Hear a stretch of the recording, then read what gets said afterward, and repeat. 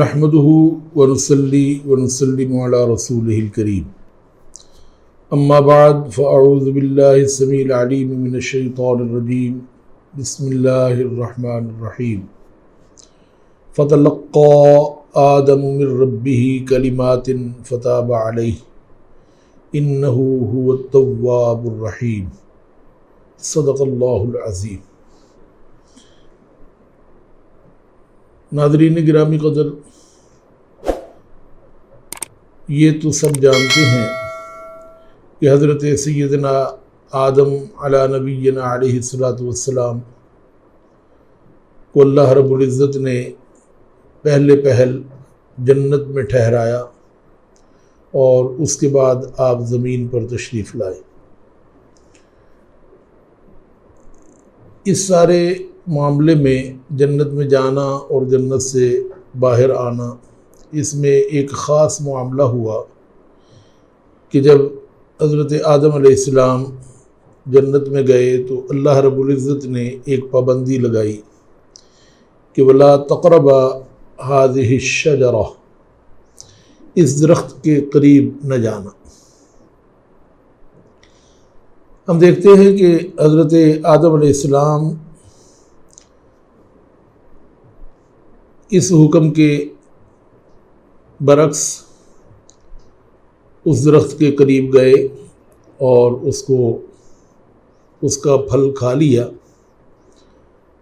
تو اس کے بعد اللہ رب العزت نے آپ کو زمین پر بھیجا۔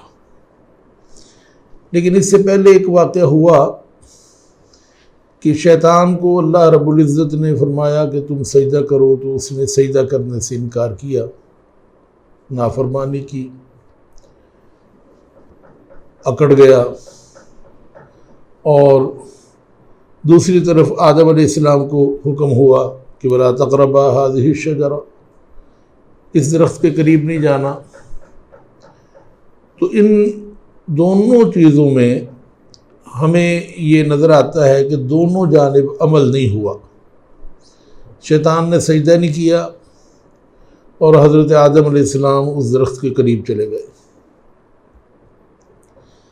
لیکن جب ہم اس کے نتائج دیکھتے ہیں تو نتائج بالکل مختلف۔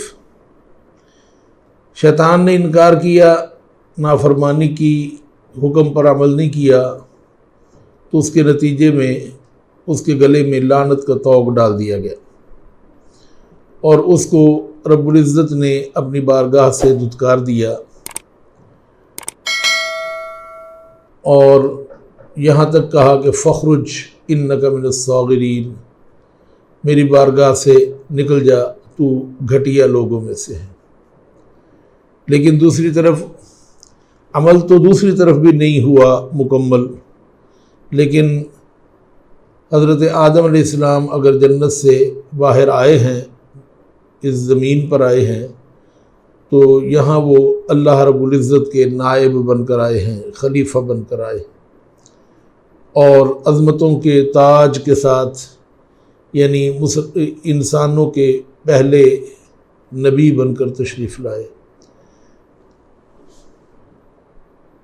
شیطان کو دھتکارا گیا، حضرت آدم علیہ السلام کو تاج خلافت پہنایا گیا۔ اس میں فرق کیا ہے؟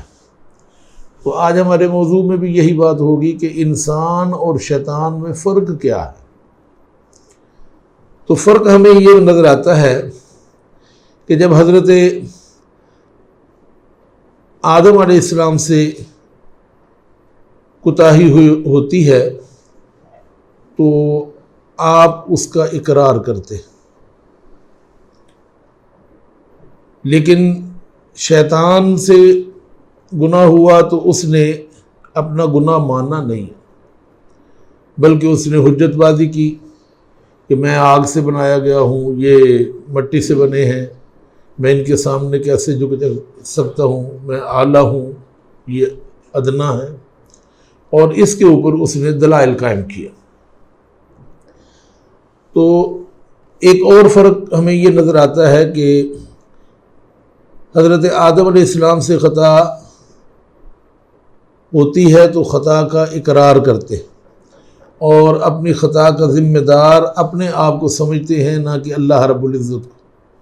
اور جیسے ہی غلطی ہوتی ہے عرض کرتے ہیں ربنا ظلمنا انفسنا، اے ہمارے رب ہم نے اپنی جانوں پر ظلم کیا ہے، اپنی جانوں پر زیادتی کی ہے۔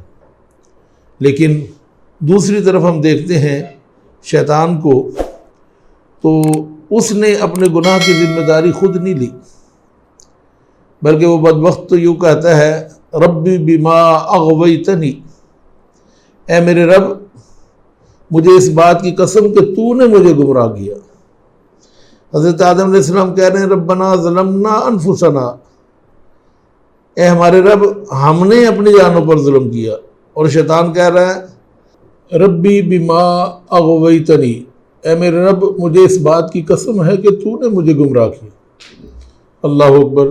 اب یہ دیکھیں کہ یہ خبیث کہہ رہا ہے اے اللہ پاک تو نے مجھے گمراہ کیا، استغفر اللہ، حالانکہ تکبر اس نے خود کیا، حسد اس نے خود کیا، سرکشی کی بات تو وہ خود کر رہا ہے، کرتوت اس کے اپنے ٹھیک نہیں ہے، اور جرت یہ ہے کہ اپنے گناہ کی نسبت معاذ اللہ اللہ پاک کی طرف کر رہا ہے۔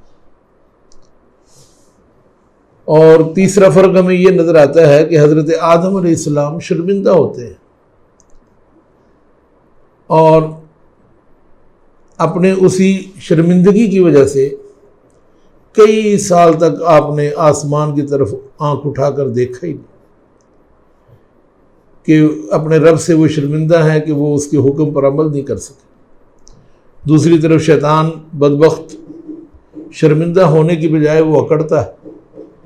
شرمندہ ہونا تو دور کی بات ہے، بلکہ وہ تو کہتا ہے لَأَقْعُدَنَّ لَهُمْ صِرَاطَكَ الْمُسْتَقِيمَ، کہ جو لوگ تیرے سیدھے راستے پر ہوں گے میں ان کی طاق میں بیٹھوں گا اور ان کو بھی غلط راستے کی طرف لے کر جاؤں گا۔ گویا وہ یہ کہہ رہا ہے کہ جو میں نے کیا ہے وہ دوسروں کو بھی کرنے پر مجبور کروں۔ اور چوتھا فرق ہمیں یہ نظر آتا ہے کہ حضرت آدم علیہ السلام نے فوراً توبہ کی، جیسے ہی آپ سے خطا ہوئی آپ نے فوراً توبہ کی۔ ربنا ظلمنا انفسنا وان لم تغفر لنا وترحمنا لنکونن من الخاسرین، اے ہمارے رب ہم نے اپنی جانوں پر زیادتی کی، اور اگر تو نے ہماری مغفرت نہ فرمائی اور ہم پر رحم نہ فرمایا تو ضرور ہم نقصان اٹھانے والوں میں سے ہو جائیں۔ جبکہ شیطان توبہ کی طرف نہیں بڑھتا، وہ تو کہتا ہے انذرنی الی یوم یبعثون، مجھے قیامت تک مہلت دے دو۔ تو گویا وہ یہ اپنے معاملات کو قیامت پر ٹال رہا ہے۔ اور ایک اور فرق ہمیں یوں نظر آتا ہے کہ شیطان اللہ رب العزت کی رحمت سے بالکل مایوس ہو چکا تھا، اسی وجہ سے اس نے تکبر کا اور غلط راستہ اختیار کیا، جبکہ حضرت آدم علیہ السلام مسلسل اللہ رب العزت کی رحمت کی طرف نظریں جمائے ہوئے، اور نتیجتاً آپ کی توبہ قبول ہوتی۔ اب اس ساری گفتگو کو اگر ہم سمیٹیں تو ہمیں دو راستے نظر آتے ہیں۔ ایک راستہ ہے حضرت آدم علیہ السلام کا، ایک راستہ ہے شیطان کا۔ آدم علیہ السلام کا راستہ ہے کہ غلطی ہو جائے، اور ہو جاتی ہے انسان سے، غلطی ہو جائے تو جھک جاؤ، فوراً اپنے رب سے معافی مانگ لو، اور کسی قسم کی کوئی تعویل نہ کرو کہ مجھ سے یوں غلطی ہوئی، اس وجہ سے ہوئی، یہ وجہ ہو گئی، نہ، ہرگز نہیں۔ دوسری طرف شیطان کا راستہ ہے، وہ تعویلیں بھی کرتا ہے، اکڑتا بھی ہے، دلائل بھی دیتا ہے، اپنی غلطی کو سنوارنے کی بجائے اور زیادہ اس کے متعلق دلائل دے کر کہ میں نے یہ ٹھیک کیا۔ تو انسان کو چاہیے کہ وہ اپنے جد امجد کا راستہ اختیار کرے، شیطان کا راستہ اختیار نہ کرے۔ ویسے بھی شیطان نے تو اللہ تعالیٰ سے یہ کہا ہے کہ میں تمہارے سیدھے راستے پر چلنے والوں کے راستے میں بیٹھوں گا اور ان کو بھٹکاؤں گا، اور اللہ رب العزت نے فرمایا ان الشیطان لکم عدو فاتخذوه عدوا، شیطان تمہارا کھلا دشمن ہے، تم بھی اس کو اپنا دشمن سمجھو۔ تو اس لیے اپنے دشمن کو دشمن سمجھیں اور اپنے والد محترم حضرت سیدنا آدم علیہ نبینا علیہ الصلوۃ والسلام کے راستے کو اپنائیں، یہی راستہ کامیابی کا ہے۔ اور جب انسان سے غلطی ہوتی ہے مالک معاف فرما دیتا ہے اگر وہ معافی مانگے۔ اللہ رب العزت ہمیں حضرت آدم علیہ السلام کے راستے کو اپنانے کی توفیق عطا فرمائے اور شیطان کے راستے سے ہمیشہ محفوظ رہنے کی توفیق عطا فرمائے۔ آمنا و صدقنا یا رب العالمین۔